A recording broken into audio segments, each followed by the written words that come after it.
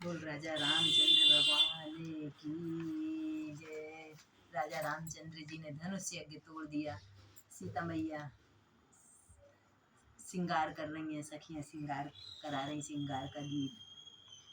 तुम उठो सिया श्रृंगार करो, शिव धनुष राम ने तोड़ा है। तुम उठो सिया श्रृंगार करो, शिव धनुष राम ने तोड़ा है। शिव धनुष राम ने तोड़ा है, सीता से नाता जोड़ा है। शिव धनुष राम ने तोड़ा है, सीता से नाता जोड़ा है। तुम उठो सिया श्रृंगार करो, शिव धनुष राम ने तोड़ा है। शीश सिया को बेंदिशो है, टीके की छवि न्यारी है।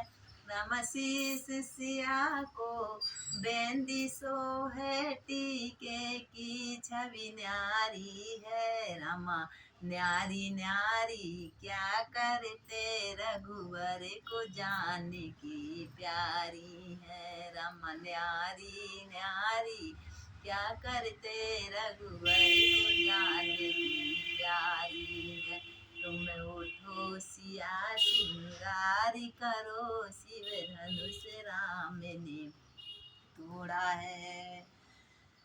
तुम कान सिया के झुमकी सो है, हरबे की छवि न्यारी है। कान सिया को झुमकी सो है, हरबे की छवि न्यारी है। रम न्यारी न्यारी क्या करते, रघुबर को जाने की प्यारी है। रम हाथ सिया को चूड़ी सो है, मेहंदी की छवि न्यारी है। राम हाथ सिया को चूड़ी छो, मेहंदी की छवि न्यारी है। रम न्यारी न्यारी क्या करते, रघुबर को जानने की प्यारी है। रम अंग सिया को अंगिया सो है, चूनड़ की छवि न्यारी है। रम न्यारी न्यारी क्या करते, रघुवर को जानने की प्यारी है। तुम उठो सिया श्रृंगार करो, शिव धनुष राम ने तोड़ा है। शिव धनुष के बाद साथ में सुंदर चतुर सखियां मंगलाचार गीत गाकर सीता जी की बलहंस की चाल से चली आ रही, सुंदर श्रृंगार कर रहे हैं। सखियों के बीच में सीता जी ऐसी शोभा देती हैं मानो वो सी बीच में छवि महाछवि हो। कर कमल में सुंदर जयमाल लिए, जिसमें विश्व विजय की शोभा छाई है।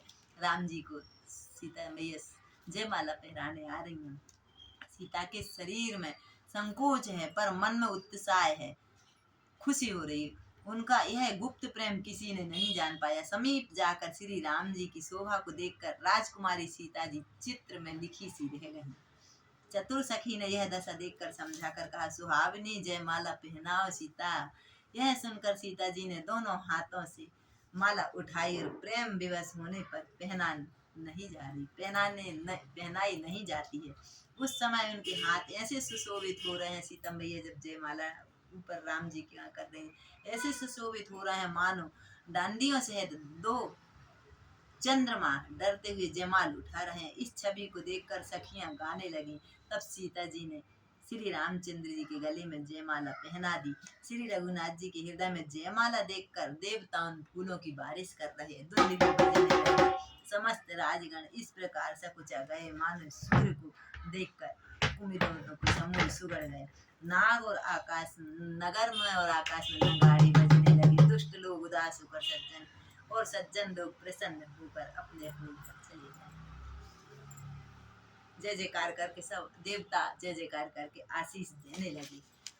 देवताओं की स्त्रियां नाचती गाती हैं, बार बार हाथों में पुष्पों की अंजलि छूट रही। जहां तहां ब्राह्मण वेद ध्वनि कर रहे हैं। भाट लोग बिरदावली बखान कर रहे हैं। पृथ्वी पाताल स्वर्ग तीनों लोकों में इतना यश फैला श्री रामचंद्र जी का कि धनुष तोड़ दिया और सीता जी का वरण कर लिया। नगर में नर नारी आरती उतार रहे हैं और अपने अपनी पूंजी अपने अपनी हैसियत के अनुसार सबको अधिक से अधिक दान कर रहे हैं, निछावर कर रहे हैं सीता मैया के ऊपर। श्री सीता जी राम जी की जोड़ी ऐसी सुशोभित हो रही है मानो सुंदरता का श्रृंगार रस एकत्र हो गया। सखियां कह रही हैं सीते स्वामी के चरण छुओ। सखियां सीता मैया से कह रही राम जी के चरण छुओ, किंतु सीता जी अत्यंत भयभीत हो रही, डर रही हैं अंदर से। गौतम स्त्री की अहिल्या की गति स्मरण कर रही कि अहिल्या पत्थर की थी और नारी बन गई। सीता जी श्री रामचंद्र जी के चरणों को हाथ से स्पर्श नहीं कर रही हैं। सीता जी की अलौकिक प्रीति जानकर रघुकुल मणि श्री रामचंद्र जी मन में मुस्कुरा रहे हैं। उस समय सीता जी को देखकर कुछ राजा लोग ललचा उठे। वे दुष्ट कुपत और मूढ़ राजा मन में बहुत तमतमा रहे। वे भागे उठ उठ कर कवच पहनकर जहाँ तहाँ गाल बजाने लगे। कोई कहता है सीता को छीन लो, कोई कहता है सीता को पकड़ लो, कोई कहता है राजकुमार को बांध लो। धनुष तोड़ने की चाहे नहीं सरेगी, पूरी होगी हमारी जीते जी राजकुमारी को कौन ब्याह सकता है। ऐसे राक्षस बड़े बड़े राजा अपने सभा में ऐसे गाल बजा रहे हैं। यदि जनक कुछ सहायता कर दें तो युद्ध में दोनों भाई से उसे हम जीत लें।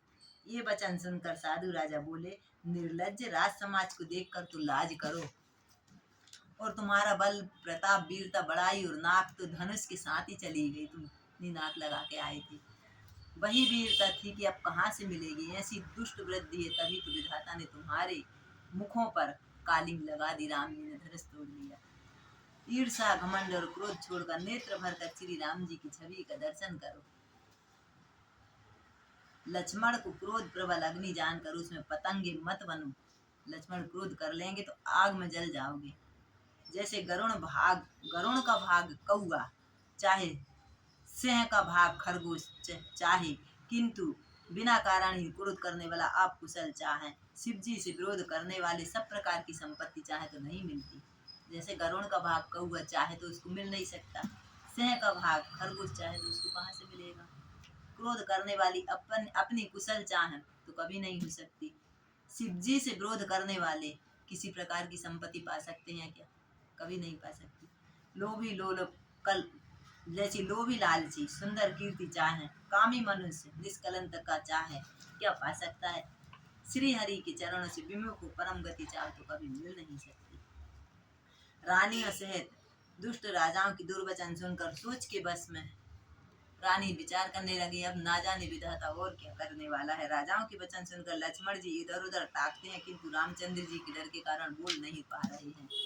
उनके नेत्र लाल और भुवन नेत्र और क्रोध से राजाओं की ओर देखने लगे। मानो मत वाले हाथियों की झुंड देखकर सिंह के बच्चे को जोश आ जाता है। इन्हें देखकर सब खलबली मच गई। जनकपुर में स्त्रियां व्याकुल हो गई। सब लोग राजाओं को गालियां देने लगी। उसी मौके पर शिव जी का धनुष टूट गया। उसी मौके पर रघुकुल कमल के सूर्य परशुराम जी और आ गए आग में और घिरल गया। इन्हें देखकर सब राजा सकुचा गए, मानो बाज के झपटने से बुटेर छिप गए हों। सिर पर जटा सुंदर मुख, चंद्र क्रोध के कारण कुछ लाल लाल भौं टेढ़ी और आंखें क्रोध से तिल मिला उठी। बैल के समान कंधे पर छाती भुजाएं और सुंदर यज्ञोपवीत धारण करें, कमर में मुनियों के वस्त्र और तरकस बांधे हुए, धनुष में हाथों में धनुष बाण लेकर विश्वामित्र जी सुंदर कंधे पर फरसा लिए। शांत वेश परंतु करनी बहुत कठोर है। स्वरूप का वर्णन नहीं किया जा सकता, मानो वीर रस है। मुनियों का शरीर धारण करके जहाँ सब लोग वहां आ गए। परशुराम जी भयानक भेष धरकर सब राजाओं के भय से व्याकुल हो उठे और पिता सहित अपना नाम कह कहकर सब दंडवत करने लगे। परशुराम जी के आगे सब अपना अपना नाम लेकर दंडवत। परशुराम जी हित समझकर भी सहज ही जिसकी ओर देख लेते हैं वह समझता है मानो मेरी मृत्यु पूरी हो गई। फिर जनक जी ने आकर सिर नवाया, सीता जी को बुलाकर प्रणाम करा। परशुराम जी ने सीता जी को आशीर्वाद दिया, सखियों सहित हर्षित हुई। अब वहां अधिक देर ठहरना अधिक अच्छा नहीं है, ये समझकर सीता जी को सखियां अपने ले गई। और फिर विश्वामित्र मिले और दोनों भाइयों को मिलाया। विश्वामित्र ने कहा, ये राम लक्ष्मण राजा दशरथ के पुत्र हैं। इनकी सुंदर जोड़ी देखकर परशुराम जी ने आशीर्वाद दिया। फिर कामदेव को मद को छुड़ाने वाले श्री रामचंद्र के अपार रूप को देखकर उनके नेत्र थकित रह गए राम जी को देखकर।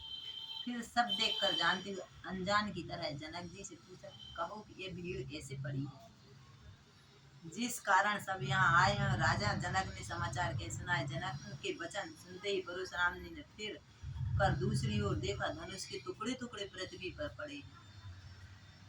पृथ्वी पर टुकड़े दिखाई दिए तो अत्यंत क्रोध करके बोले, ए मूर्ख जनक, किसने तोड़ा है ये धनुष, शीघ्र बता, नहीं तो अरे मूर्ख, आज मैं यहाँ तेरा राज्य नष्ट कर दूंगा, जहाँ तक कि पृथ्वी को उल्टा पुल्टा दूंगा। अति राजा को अत्यंत डर दे, जिसके कारण भी उत्तर नहीं दे पाया। जनक जी खुद थर थर कांपने लगे। यह देखकर कुटिल राजा मन में बड़े प्रसन्न हुए, तो होंगे सही। मुनि नाग नर नगर के स्त्री पुरुष सभी सोचने लगे, सबके हृदय में भय हो गया बड़ा। सीता जी की माता मन में पछता रही है, हाय विधाता, अब बनी बात एक थी, गुरु महाराज और बिगाड़ने आ गए। परशुराम जी को स्वभाव सुनकर सीता जी को आधा क्षण भी कल्प के समान लगा। तब श्री राम जी सब लोग को भयभीत देखकर सीता जी को डरी हुई जानकर बोले, उनके हृदय में कुछ हर्ष ना था। रामचंद्र जी बोले, हे नाथ, शिव जी का धनुष तोड़ने वाला आपका कोई दासी होएगा, क्या आज्ञा है मुझे, क्या नहीं है। यह सुनकर क्रोधी मुनि दिशाकर बोले, सेवक है जो सेवा के काम कराए, शत्रु का काम करा तूने तो। लड़ाई की करनी है तो हे राम सुनो, जिसने शिव जी का धनुष तोड़ा है वह सहस्त्र भाव के समान मेरा शत्रु हो गया। वह इस समाज को छोड़कर अलग हो जाए, नहीं तो सभी राजा मारे जाएंगे। मुनि के वचन सुनकर लक्ष्मण जी मुस्कुराए, परशुराम जी का अपमान करते हुए बोले, हे गुसाई, लड़कपन में तो हमने बहुत सी धनुइयां तोड़ी हैं, आपने तो ऐसा कुछ गुस्सा नहीं करा, किंतु आपने ऐसा क्रोध कभी नहीं करा। इस धनुष पर ऐसी क्या ममता है, यदि ये धनुष प्यारा लग रहा है तो इसके कारण क्या है। यह सुनकर भृगुकुल की ध्वजा स्वरूप परशुराम जी कुपित होकर कहने लगे, अरे राजपुत्र, काल के बस में होने से तुझे बोलने में कुछ भी होश नहीं है। सारे संसार में विख्यात है धनुष, क्या धनुष धनुई के समान छोटा छोटा समझ रहा है। लक्ष्मण जी ने हंसकर कहा, हे देव मुनि, हमारे जान में तो सभी एक धनुष है, हम तो बच्चे हैं, हम क्या समझे बड़ा और छोटा। पुराने धनुष को तोड़ने में क्या हानि है। श्री रामचंद्र जी ने तो इसे नवीन धोखे से देख तोड़ दिया, फिर है तो छूते ही टूट गया, इसमें रघुनाथ जी का क्या दोष है। आप बिना ही कारण किस लिए क्रोध कर रहे हैं। परशुराम जी अपने फरसे की ओर देखकर, अरे दुष्ट, तेरा स्वभाव, तू मेरा स्वभाव नहीं जानता। लक्ष्मण जी से बोल रहा है, मैं तुझे बालक जानकर मारता हूँ। अरे मूर्ख, क्या तू मुझे निरामुनि जानता है। मैं ब्रह्मचारी हूँ, अत्यंत क्रोधी हूँ, क्षत्रिय कुल का शत्रु हूँ। विश्व भर में यह बात विख्यात है। अपनी भुजा के बल से मैंने पृथ्वी को राजाओं से रहित कर दी। इस पृथ्वी मेरे अलावा कोई राजा नहीं। मेरे उस और बहुत बार उसे ब्राह्मण को दे डाली। हे राजकुमार, सहस्त्रबाहु की भुजाओं को काटने वाला, मेरा इस फरसे को देख। अरे राजा के बालक, तुम अपने माता पिता को सोच के बस में कर। मेरा फरसा बड़ा भयानक है, यह गर्भों के बच्चों को भी नाश कर देता है।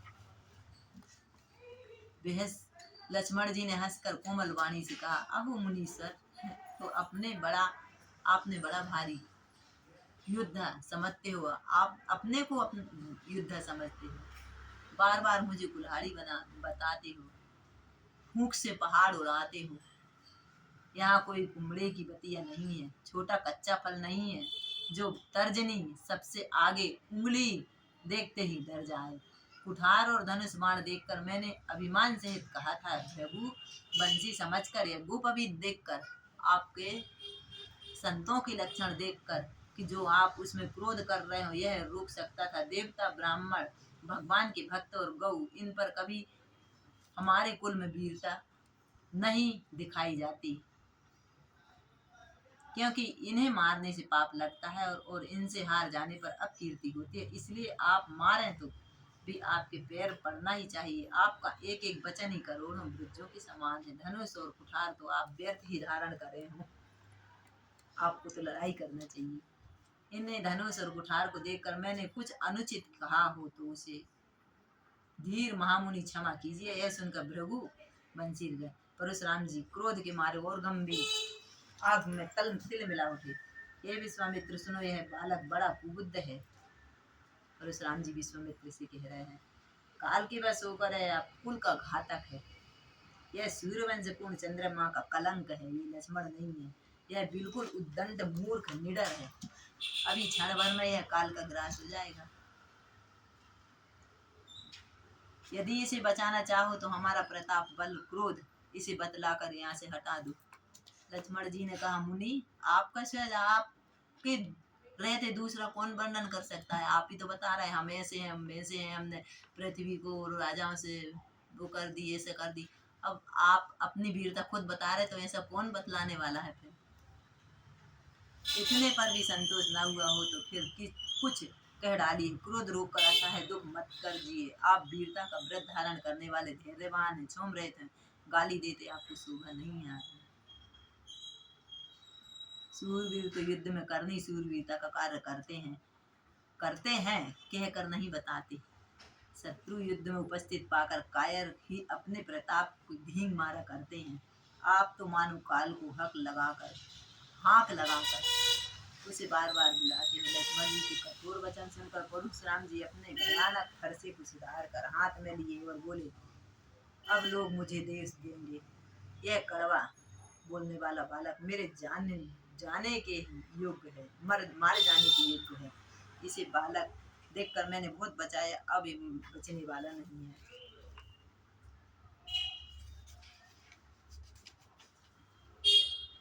विश्वामित्र जी ने कहा, परशुराम जी अपराध क्षमा करें। बालकों को दोष और गुणों की साधु लोग नहीं गिनते। बालक तो छोटे रहते हैं। तीखी धार का कुटार में दया रहे तो क्रोधी है, गुरुद्रोही और अपराधी मेरे सामने उत्तर दे रहा है। इतने पर भी इसे आप बोल रहे ये बालक है, बालक है। परशुराम जी के सो हे विश्वामित्र, केवल तुम्हारे शील प्रेम से नहीं तो इसे कुठार से थोड़े ही परिश्रम से गुस्से से पूर्ण हो जाता। विश्वामित्र ने हृदय में हंसकर कहा, मुनि को हरा ही हरा सूझ रहा है। अर्थात सर्वत्र विजय होने के कारण श्री राम लक्ष्मण को साधारण क्षत्रिय समझ रहे हैं, किंतु यह लोहमयी केवल औलाद की बनी है। खाण ऊख की रस्सी की खाण नहीं है जो मुंह में लेते ही गल जाए। मुनि अब ये भी बेबस बने हैं, इनके प्रभाव को नहीं जान पा रहे। विश्वामित्र मन में सोच रहे। लक्ष्मण जी ने कहा, ये मुनि आपके शीतल को कौन नहीं जानता, यह संसार में प्रसिद्ध है। आप माता पिता से तो अच्छी तरह ऊरण हो गए हो। अब गुरु का और ऋण बचा है, जिसका जीव में बड़ा सोच है तो कैसे चुकाएं गुरु का ऋण। वह मानो हमारे माथे काढ़ा है, अब हमको मारने पे गुरु का ऋण चुकेगा। बहुत दिन बीत गए, इससे ब्याज भी बहुत बढ़ गया होगा। अब और किसी हिसाब करने वाले को बुला लीजिए, मैं तुरंत थैली खोल कर दे दूंगा। लक्ष्मण जी के कड़वे वचन सुन परशुराम जी ने कुठार संभाला और सारी सभा हाय हाय करके लक्ष्मण जी ने कहा, हे प्रभु श्रेष्ठ, आप मुझे फरसा दिखा रहे, पर हे राजाओं की शत्रु में ब्राह्मण समझकर बचा रहा हूँ। आपको कभी रणवीर बलवान वीर नहीं मिले। हे ब्राह्मण देवता, आप घर ही में बड़े और सुनकर अनुचित और अनुचित कहकर सब लोग पुकार रहे। तब श्री रघुनाथ जी ने इशारा करके लक्ष्मण जी को बिठा लिया। भैया बैठ जा लक्ष्मण। लक्ष्मण जी ने उत्तर से ही जो आहुति के समान परशुराम जी की क्रोध रूपी अग्नि को बढ़ते देखकर रघुकुल के सूर्य श्री राम जी जल के समान शांत वचन बोले। क्या बोले? हे नाथ, बालक पर कृपा कीजिए, इस सीधे और दुधमुखी बच्चे पर क्रोध ना कीजिए। यदि यह प्रभु का कुछ भी प्रभाव जानता तो आपके सामने यह आपकी बराबरी नहीं करता। बच्चा है ये बालक, यदि कुछ चपलता भी करते हैं तो गुरु माता पिता मन में आनंद से भर जाते हैं, अतः इसे छोटा बच्चा समझकर माफ कर देते हैं। आप तो समदर्शी हैं, सुशील हैं। श्री राम जी के वचन सुनकर कुछ ठंडे हुए। इतने में लक्ष्मण जी कुछ कहकर मुस्कुरा दिए। आपस में ही आपसे आग बात चल रही परशुराम जी से। उनको हंसते देख परशुराम जी ने नख से शिखा तक सारे शरीर में क्रोध हो गया। श्री राम जी की वचन सुन, यह शरीर गोरा पर बड़ा काला है, तेरा भाई अच्छा नहीं है। यह विमुख है, दुधमुखा है, स्वभाव से ही टेढ़ा है, तेरा अनुसरण नहीं करता, तेरे जैसा शीलवान नहीं है, यह नीच है, मुझे काल के समान नहीं देख रही। ये समझ नहीं रहा कि मैं इसका काल हूँ। लक्ष्मण जी ने हंसकर कहा, ये मुनि सुनिए, क्रोध पाप का मूल है, जिसके बस में वो कर मनुष्य अनुचित कर्म कर बैठता है। आप देखना, विचार कर लेना, विश्व भर में प्रतिकूल चलते सबका अहित है। हे मुनिराज, मैं आपका दास हूँ, अब क्रोध त्याग कर दया कीजिए। टूटा हुआ धनुष क्रोध करने से जुड़ नहीं जाएगा। खड़े खड़े पैर दुखने लगे होंगे, बैठ जाइए। यदि धनुष अत्यंत ही प्रिय हो तो कोई उपाय कीजिए, किसी बड़े गुणवान कारीगर को बुला लीजिए और जुड़वा लीजिए, हमने तो तोड़ दिया है। लक्ष्मण जी बोल रहे, बुलाकर जुड़वा। लक्ष्मण जी के बोलने से जनक जी डर जाते हैं और कहते हैं, बस चुपचाप रहिए, अनुचित बोलना अच्छा नहीं है। जनक जी के स्त्री पुरुष थर थर कांप रहे हैं और मन ही मन कह रहे हैं, छोटा कुमार बड़ा खोटा है, बड़ा खोटा है। लक्ष्मण जी की निर्भय वाणी सुन सुनकर परशुराम जी के शरीर में आग जल रही है और उनके बल की हानि भी हो रही है।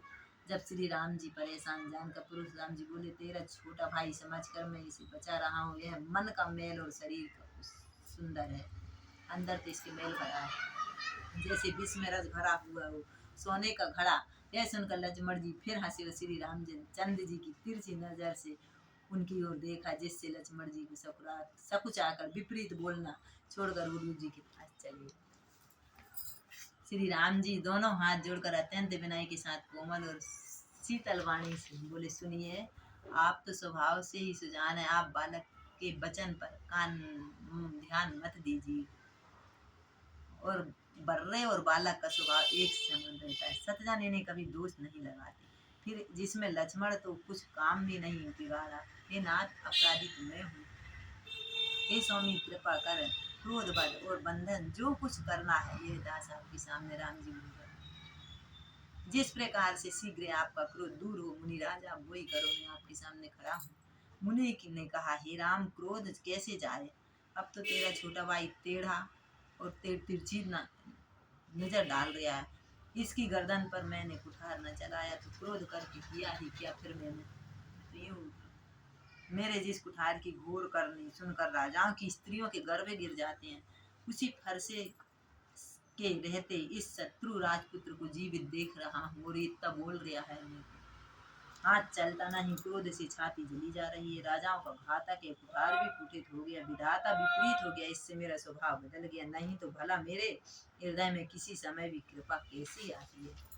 इतना लक्ष्मण जी बोल रहे तो भी मैं इसको कुठार नहीं मार दिया हूँ, क्या मालूम ये मेरी दया कैसे आ गई। आज दया मुझ पर दुख सहा रहा। यह सुनकर लक्ष्मण जी ने मुस्कुराकर सिर नवाया और कहा, आपकी कृपा भी वायु और आपकी मूर्ति के अनुकूल है। वचन बोलते ही मानो फूल झड़ रहे हैं। हे मुनि, यदि कृपा करने से आपका शरीर जला है तो क्रोध होने से शरीर की रक्षा विधाता ही करेंगे। हे परशुराम जी ने कहा, हे जनक, देख है बालक हट करके यमपुरी को निवास करेगा, इसको शीघ्र ही आंखों की ओर से भगा दे। तब परशुराम जी हृदय में अत्यंत क्रोध भर कर श्री राम जी से बोले, अरे सट, तू शिव जी का धनुष तोड़कर उल्टा हम ही को ज्ञान बता रहा है। तेरा यह भाई तेरी ही संपत्ति से कटु वचन बोल रहे, क्योंकि तू ही बोल रहा है इसको, तू कुछ बोल नहीं रहा है और तू छल से हाथ जोड़ता है, विनय करता है, ये कैसा है। अरे शिवद्रोही, छल त्याग कर इससे युद्ध कर, नहीं तो भाई से तुझे मार डालूंगा। राम जी से श्री रामचंद्र जी ने मन ही मन कहा, गुनाह दोस्त लक्ष्मण और क्रोध मुझ पर करते हैं, कहीं कहीं सीधेपन में भी बड़ा दोष रहता है। भगवान सोच रहे कि मैं सीधा हूँ तो ये मेरे को समझ नहीं पा रहे हैं।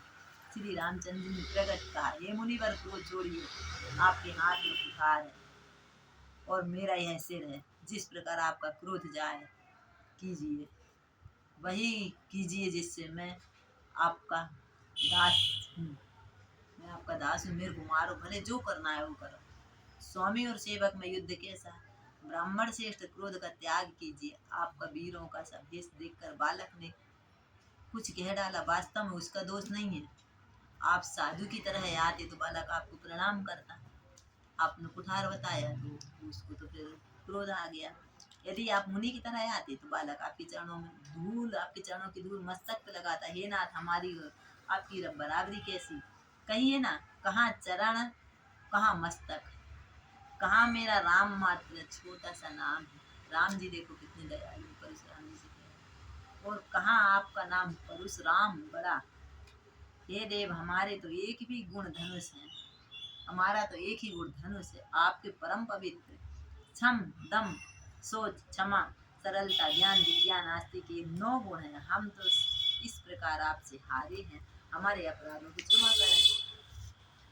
श्री राम जी ने परशुराम जी को बार बार मुनि और विप्र से कहा। तब परशुराम जी कुपित होकर क्रोध और हंसी त्याग कर अपने भाई के समान ही टेढ़ा, तू भी अपने भाई के समान टेढ़ा है।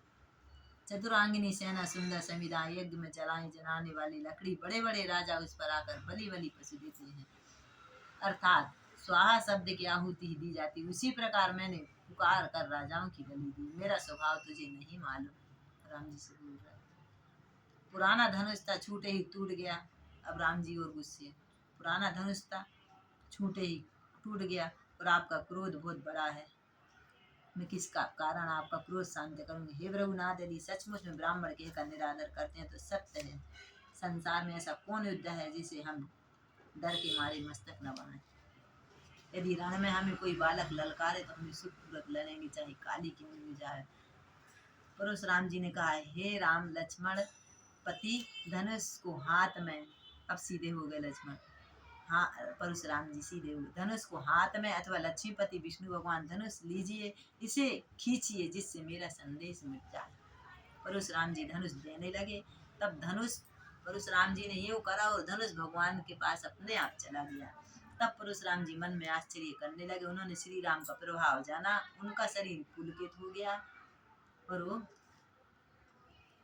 प्रार्थना करने लगे, जय रघुवंश बंधु, हे रघुकुल कमल के समान राक्षसों के कुल रूपी घने जंगलों में को जलाने वाले अग्नि आपकी जय हो। हे देवता ब्राह्मण गौ का हित करने वाले आपकी जय हो। हे मद मोद और क्रोध भ्रम करने वाले आपकी जय हो। शरीर करोड़ों कामदेवों की छवि धारण करने वाले आपकी जय हो। मैंने अनजाने में आपको बहुत अनुचित किया है, ये क्षमा के मंदिर दोनों भाई मुझे क्षमा कीजिए। इस प्रकार लक्ष्मण और परशुराम संवाद। जय जय। सिया जी ने शादी के लिए वो तैयारी करने लगी, सिया की सखियाँ। जय श्री कृष्णा कथा विसर्जन होत है, सुनहु वीर हनुमान, राम लखन सीता से सदा करो कल्याण।